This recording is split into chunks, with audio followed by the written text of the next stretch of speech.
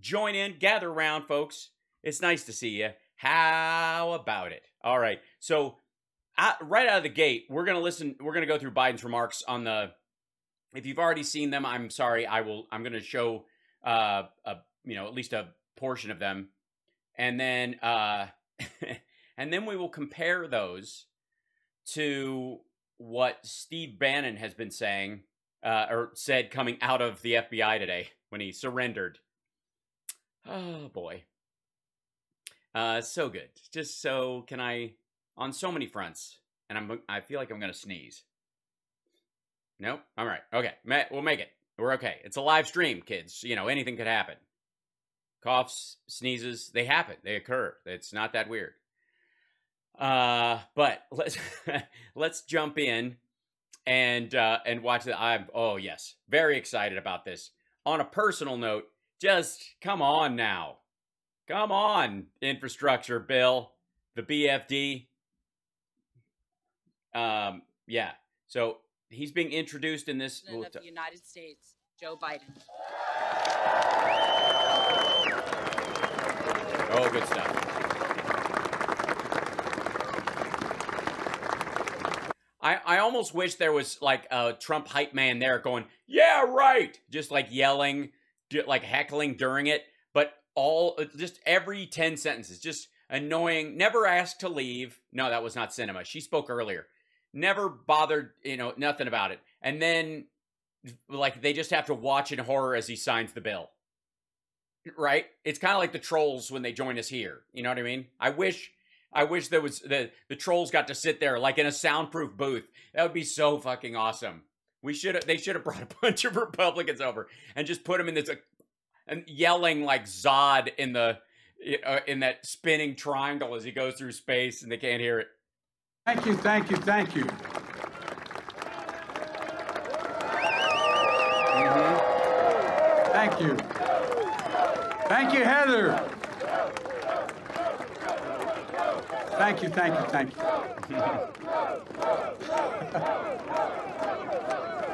Oh, thank you. Heather, you're surprised you're standing here. Jill was very surprised I'm standing here. Well, Heather, thank you for the introduction. And I can't look over here because the sun's shining in my eyes, but all this other crowd over here, thank you, thank you, thank you, thank you for all you've done. Look, thanks for sharing this day with us. Why this day matters to you and your fellow iron workers and your families, and you explained it well. For all the folks at home, I know this day matters to you as well. Yeah, it does. As a comic who does a lot of traveling and spends a lot of time on the road in rental cars of varying quality, crossing bridges of questionable safety, flying into airports of questionable hygiene, I would like to say for the record that it would be nice to know that no matter where I land in the United States of America, I would be able to drink tap water without suffering brain damage. I know you're tired of the bickering in Washington, frustrated by the negativity, and you just want us to use and focus on your needs, your concerns, and the conversations that are taking place at your kitchen table. Conversations as profound as they are ordinary. How do I find work? How do I get there? How can our small business thrive and our child succeed in school? Or how do we emerge from this pandemic, not just with a little bit of breathing room, but with real fighting chance to get ahead? Mm-hmm. When we ran for president, to help, I thought maybe I could help answer some of those questions for you and the needs you have. Because every time I'd ride home on Amtrak, I'd go through just north of just south of Baltimore. I'd look out, go through a suburban neighborhood. I'd look in all those lights are on in the windows. And I look and I wonder, what are they talking about? I'm serious. Swear to God. What are they talking about sitting at that table? What are they talking about? Talking about the things that I talked about at our kitchen table, Jill at hers, and all of you as well. And that's about how can we come together to be president for all Americans, to make sure our democracy delivers for you, for all of you. Audio's low. I promised that we couldn't just build back to what it was before. We literally had to build back better. You couldn't build back. We're the only country that's always come out of great crises stronger than we went in. The world has changed. We have to be ready. My fellow Americans today, I want you to know we hear you and we see you. The bill I'm about to sign along is proof that despite the cynics, Democrats and Republicans can come together and deliver results. We can do this. We can deliver real results for real people. We see in ways that really matter. See, I think saying deliver real things for real people, that's to slam the entire Trump family that way. I'm kidding. Each and every day to each person out there. And we're taking a monumental step forward to build back better as a nation. I want to thank everyone who helped make this happen. Vice President Harris, my cabinet members, my White House team. Hal Sparks. I mean, I played my little part. I kept everybody from panicking. I think I helped. Jill, Doug, our first lady and our first lady and our second husband. No, I'm joking. These guys travel all over the country together. I'm getting worried, you know. That's funny. That's funny. Doug's one hell of a lawyer besides. There's a divorce joke. Look at that. That's funny. Everybody from the United States Senate, Majority Leader Schumer, and a group of Senate Democrats and Republicans have established this bipartisan framework, including representatives and all the folks you heard from. Senator Rob Portman is a really hell of a good guy. I'm not hurting you, Rob, because I know you're not running again. That's the only reason I say it. But you are a hell of a good guy. And the most determined woman I know, Senator Kristen Sinema. Congratulations, Kristen. Look, Committee Chair Tom Carper, Ranking Member Shelley Moore Capito. I also want to thank Minority Leader Mitch McConnell for voting for this bill and talking about how useful and important it is.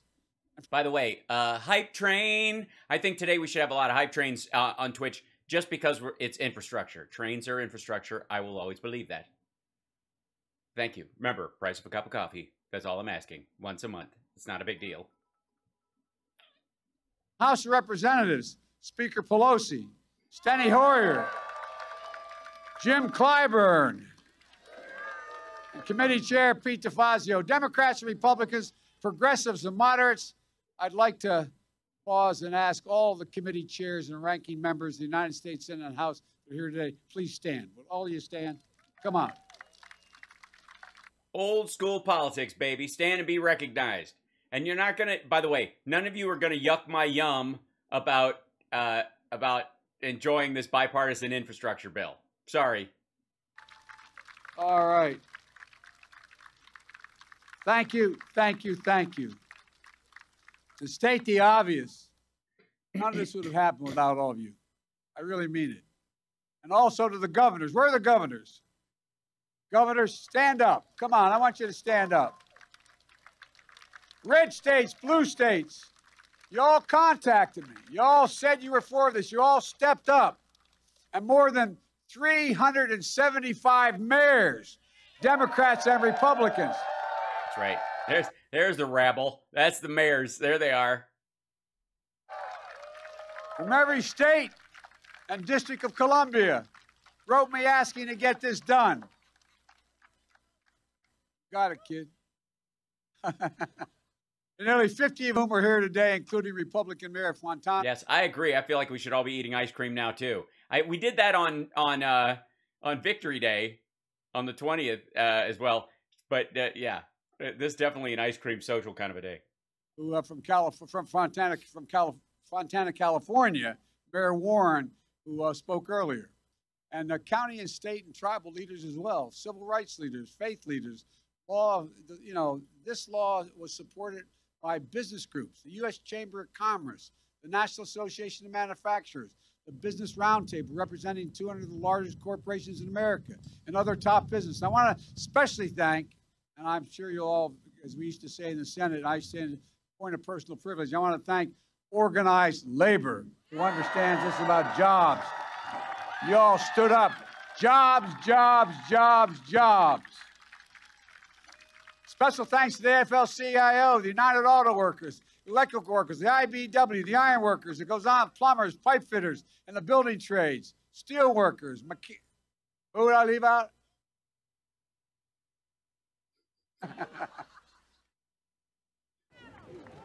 Pardon me? And my wife is a member of the union, the NEA. I'm going to get in trouble. Machine is so many more. Look, folks, for too long, we've talked about having the best economy in the world. We've talked about asserting American leadership around the world. The best and the safest roads, railroads, ports, airports. Here in Washington, we've heard countless speeches and promises, white papers from experts. But today, we're finally getting this done. So my message to the American people is this: America's moving again, and your life is going to change for the better. If you live in one of the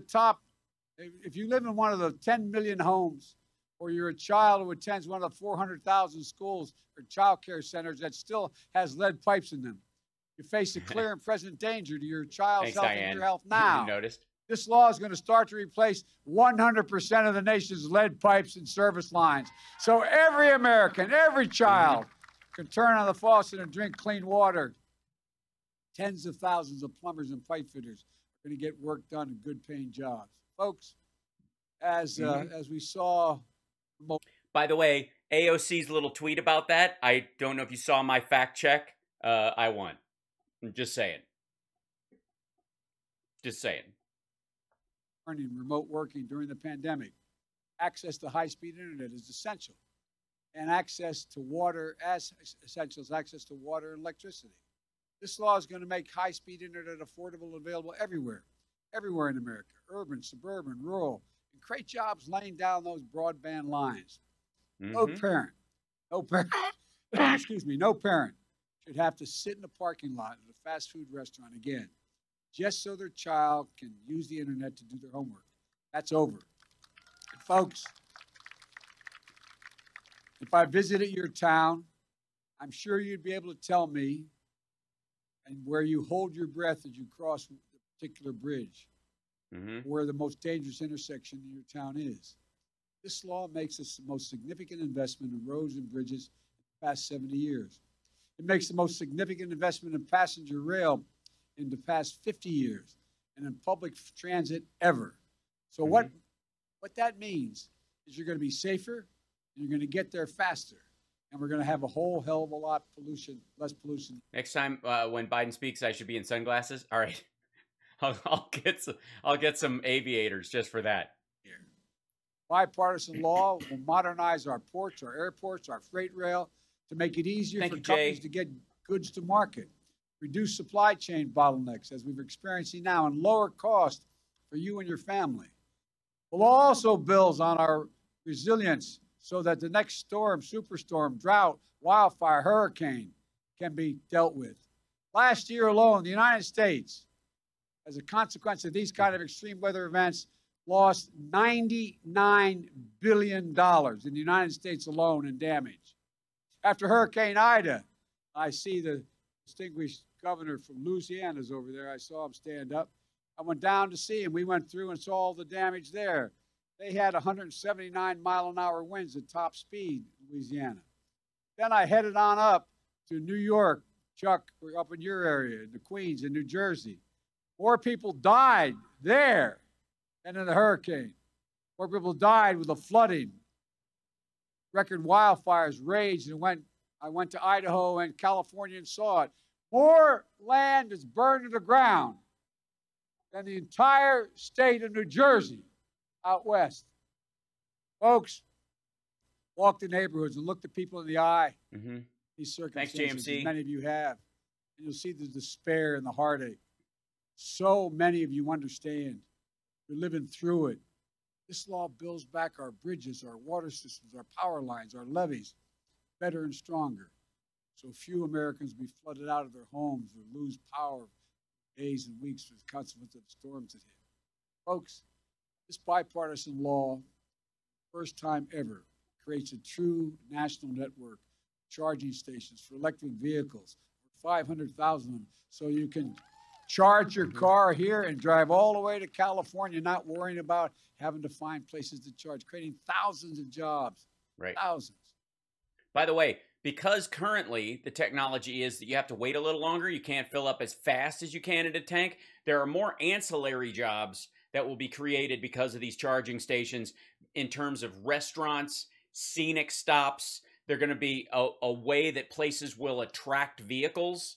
Is you can charge up here and see the Grand Canyon, that kind of stuff, and watch for more of that kind of thing. You guys know what a whimpering crybaby I am when I watch the movie Cars, because my kid loved it so much when he was little. That kind of town you would stop in, fill up, or get your tires changed when they were, when you wore tires out. Just driving across the country, you'd have to change your tires sometimes. That in having places like that, people would stay overnight or they would do stuff.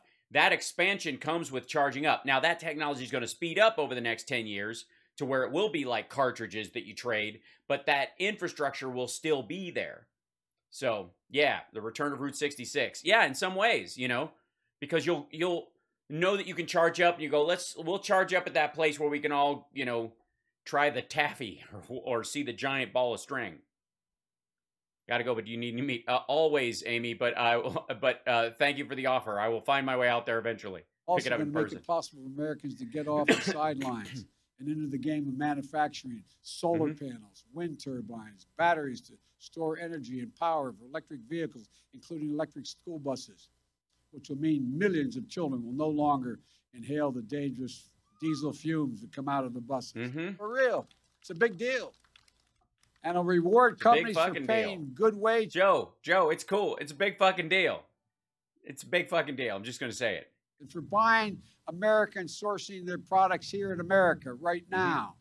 It's going to help the United States export clean energy technologies to the world, creating tens of thousands of more jobs. There's so much more in the law, but most of all, it does something truly historic. I ran for president believing it was time to rebuild the backbone of this nation, which I characterize as working people in the middle class. They're the ones who built the country. That's and right. to rebuild the economy from the bottom up and the middle out. This law delivers on that long overdue promise, in my view. It creates better jobs for millions of Americans. And no one earning less than $400,000 a year will pay a single penny in federal taxes because of it. And it does not include, as we did the bipartisan infrastructure bill, it does not include a single penny in gas tax, which I rejected because people under $400,000 would be paying it. This law is a blue-collar blueprint to rebuild America. It leaves no one behind, and it marks an inflection point that we face as a nation. For most of the 20th century, we led the world by significant margin because we invested in ourselves. But somewhere along the way, we stopped. Sorry, Michael from Australia. Sorry, I missed you last weekend. Losing myself with compassion, strong, determined women to work with. My gorgeous mother feels like a bad dream. Only that I know I've missed 8 days. I've been in long sleep. Still a dream. Please let me wake up in the 8th of November. It's been a night. Michael, on behalf of everybody in the chat and myself personally, I'm so sorry.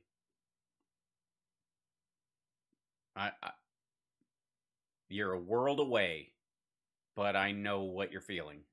And there are many amongst us that do too. And we're all... It's funny trying to use common words for an uncommon feeling. Because everybody's experience of it and the weight of it will feel differently as they go through it. So we try to put a placeholder there in the form of a certain word to let people know that we understand their hurt. And in some ways, it's incommunicable. So I hope you see that. I hope you feel that from us. And thanks for spending your time with us, because like I said, we've lost other people in the chat who spent time with us, and it makes me even more committed to making the time you guys spend with us more full of life and joy. So I'll try and make you laugh today as best I can. Because that's you know, I think of comedy as long distance hugs. It's what I do. So, yeah. We're all very, yeah. Michael, one of our people from, one of our viewers from Australia, I'm telling the rest of the chat, you guys can scroll back and look. But, yeah. I'm just going to pick up and keep going and keep you smiling. It's my place in the world. Investing on ourselves. We risk losing our edge as a nation, and China and the rest of the world are catching up. Our infrastructure used to be rated the best in the world. Now, according to the World Economic Forum, we rank 13th in the world. Well, that's about... Yeah, except they include Chinese infrastructure, which sucks. I love the country and I love the people, but I was there. It's very shiny, but it sucks. To change. Things are going to turn around in a big way. Mm-hmm. For example, because of this law, next year will be the first year in 20 years American infrastructure investment will grow faster than China's. We'll once again have the best roads, bridges, ports, and airports over the next decade. And we'll lead the world into the 21st century with modern cars and trucks and transit systems. Mm-hmm. We're going to do this by building again and moving again. Folks, too often in Washington, the reason we didn't get things done is because we insist on getting everything we want, everything. Mm-hmm. With this law, we focus on getting things done. I ran for president because the only way to move this country forward, in my view, is through compromise and consensus. That's how the system works. Right. That's American democracy. That's right. And I'm going to be signing a law that is truly consequential because we were made our democracy deliver for the American people. We compromised, reached a consensus. That's necessary. That's now right. Our focus moves to implementing an infrastructure law that's going to speed and with discipline. I have a lot of experience in doing that. When I was vice president, I was given responsibility for overseeing and implementing the Recovery Act, nearly $900 billion emergency package. I'm proud to say that when we finished implementing that Recovery Act, determined that there had been less than 0.2% waste, fraud, or abuse. And it was how I learned and earned the nickname Sheriff Joe from President Obama. Because I made it a point every single day for well over a year to stay on top of how the money was being used. I spoke with over 160 mayors, 2-3 times sometimes. And I spoke with county executives and every governor save one. I won't mention that. And save one. She could see Alaska from her porch. But monitor. He just took a second to flick Palin in the back of the head. Just walked by her chair and went. What we're doing is that was just how it was being done. And it was one of the most efficient implementations of a major program in American history. And now we owe it to the American people to do the same thing again. And to make sure every penny is spent where it's supposed to go in a timely fashion, I've asked the former mayor of New Orleans and former lieutenant governor of Louisiana, Mitch Landrieu, to oversee this responsibility. He'll have full access. Hold on one second. Carmelo, we don't use that kind of language in here. Nope.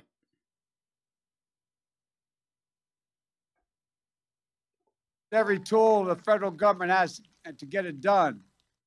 And we have the high obligation and responsibility to make sure this money is used wisely and used well. Folks, I've been looking forward to this day for a long time, like all of my colleagues here have. Tomorrow, I'll be traveling to New Hampshire to visit a bridge that is structurally not safe, like thousands of bridges across America. Mm-hmm. That's what this law is all about, keeping communities safer and more efficient. On Wednesday, I'll be in Detroit to meet with the UAW workers who are building the next generation of electric vehicles. And that's just the beginning. We're also seeing you'll be seeing me and Vice President Harris, Jill and Doug, cabinet officials, hitting the road to help you understand how this is going to. we'll get to Bannon in a moment, folks. This is almost done, and yeah, we'll get to it. Yeah, transform your lives for the better. And folks, when you see those projects starting in your hometowns, I want you to feel what I feel: pride, pride in what we can do together as the United States of America. Folks, you know, the same goes for my plan to build back better for the people, getting folks back to work and reducing cost of things like child care, elder care, housing, health care, prescription drugs, and meeting the moment on climate change. I'm confident that the House will pass this bill, and then we're going to have to pass it in the Senate. And it's fully paid for. It will reduce the deficit over long term, according to the leading economists in the world. And again, no one earning less than $400,000 will pay a single penny more in federal taxes. Together with the infrastructure bill, millions of lives will be changed for the better. Folks, let me close with this. Throughout our history, we've emerged from crises by investing in ourselves. During and after the Civil War, as been referenced, we built the Transcontinental Railroad, uniting East and West and uniting America. During the Cold War, we built the interstate highway system. which is, by the way, why I believe this should have been called the Bipartisan Infrastructure Investment Act. Transforming how America lived their lives. And now we're emerging from COVID-19 pandemic, and we'll build an economy for the 21st century. When I met with President of China, who I'm going to be speaking with tonight, several years ago, he asked me, we were in China, he said, could I define America? And I said, absolutely. It's the God's truth. I said, absolutely. I can define it in one word: possibilities. Possibilities. There is no limit to what our people think we can do, and there is no limit to what our nation can do. And there is no one thing that I know more than this: it's never, ever been a good bet to bet against the American people. Never, never, never. Given half a chance, the American people have never, ever, ever let this nation down. And it's our job to give our people that chance. It's our job to come together and make sure we remain a nation of possibilities. As I look out in this crowd today, I see Democrats and Republicans, national leaders, local leaders, all elected officials, labor leaders, business leaders, and most of all, I see fellow Americans. I see America. Let's remember this day. Let's remember we can come together. Most of all, let's remember what we've got done for the American people when we do come together. I truly believe that 50 years from now, historians are going to look back at this moment and say, that's the moment America began to win the competition of the 21st century. So with confidence, optimism, with vision and faith in each other, let's believe in possibilities. Let's believe in one another. And let's believe in America. God bless you all, and may God protect our troops. Now let me sign this bipartisan bill. By the way, right now, Glenn Beck and his writers are trying to figure out a way to turn possibilities into a word translated from Russian that Marx used to actually mean the opposite of possibilities. Take my present and put it out of your way, sir. Good man. There you go. Yes, sir.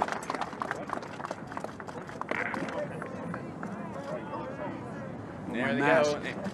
He forgot his mask, and then he forgets his mask, and then he goes back and he gets it, and it's they lost it. So he comes back, and then he signs it, and then it's all done.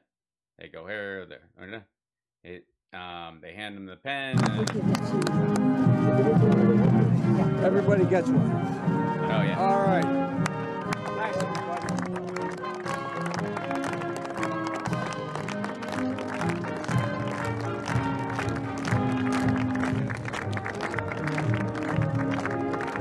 Guys, back up.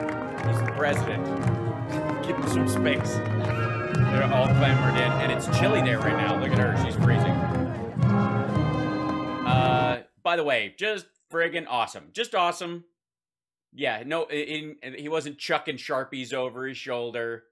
All that kind of stuff. Like, absolutely the genuine business of government functioning.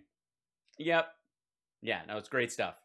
And there will be Republicans and maggots and Trumpsters all across this country that will drive begrudgingly across bridges that don't collapse and down roads that don't ruin their tires, and they will, without irony, use high-speed internet to shit on Joe Biden that they never had before. In a year, guaranteed. By this time next year, maybe a month before, 11 months from now, there will be somebody using brand new high-speed internet that they got because of this bill to call Joe Biden a communist. So, which I count on it. I'm just saying, fucking count on it, right?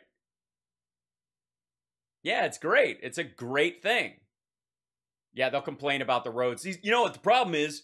These roads are too smooth. These are like commie roads.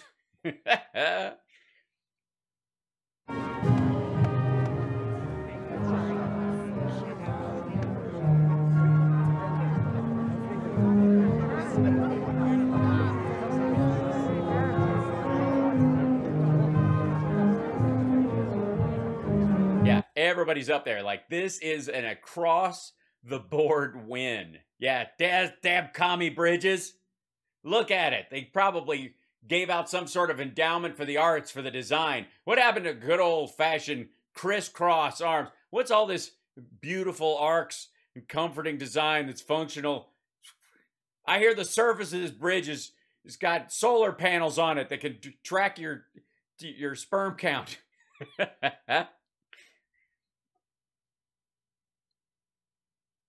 Yeah, they're going to have a real problem with the union jobs, especially when, and a lot of you guys were, we were talking about this. Everybody was, the jobs that are going to come from this, I mentioned a lot where the talking points just die on the vine.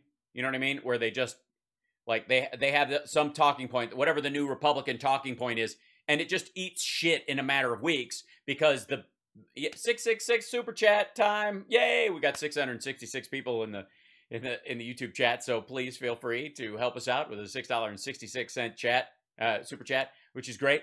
Also, if you can, it's less than the price of a cup of coffee, depending on where you get your coffee, I suppose.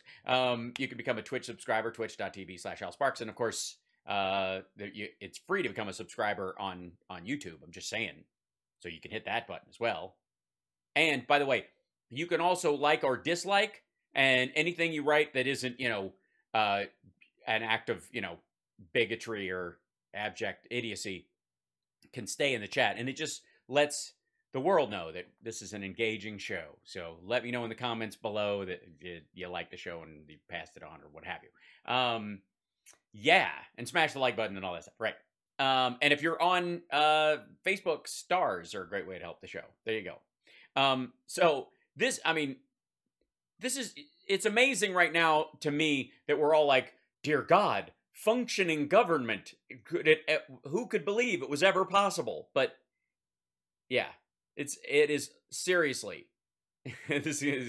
calls for a celebration high for me. All right, there you go. Oh, sparklers are well above average. Oh, thank you so much, Robert, for the Venmo. I appreciate that.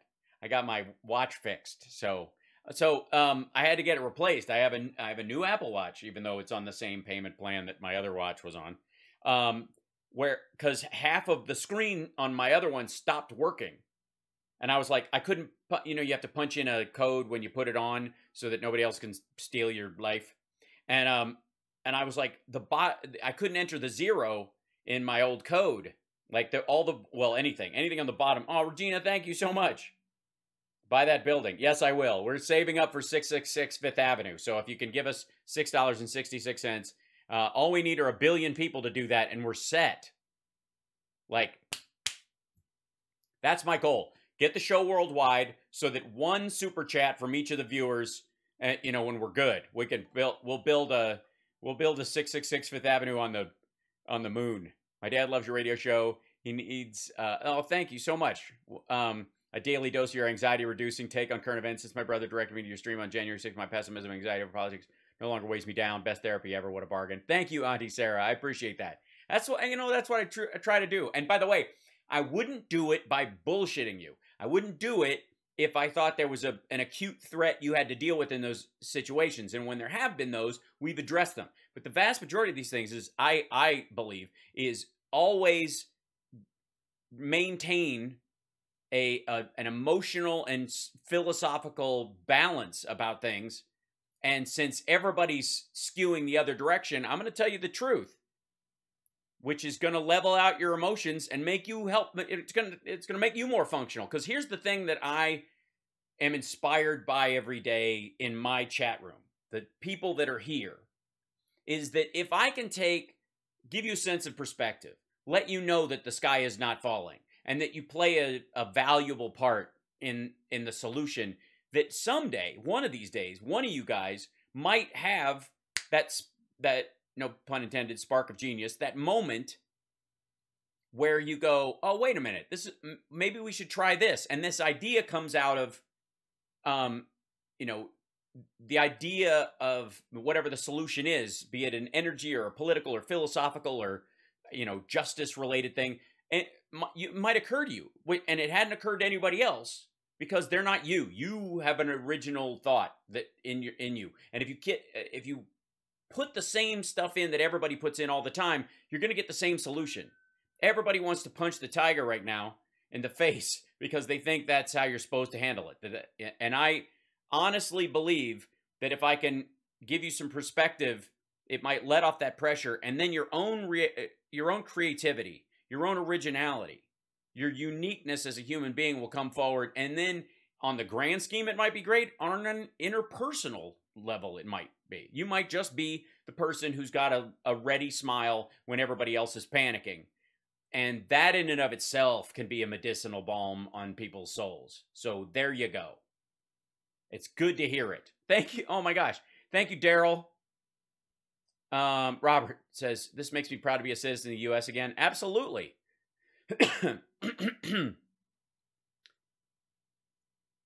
I do encourage critical thinking. Absolutely. And I do not encourage, like nuzzling on confirmation bias just to make yourself feel good. I don't believe in comfort food, in terms of political philosophy. It's not healthy. So I'm just going to be here to make you smile and teach you some stuff.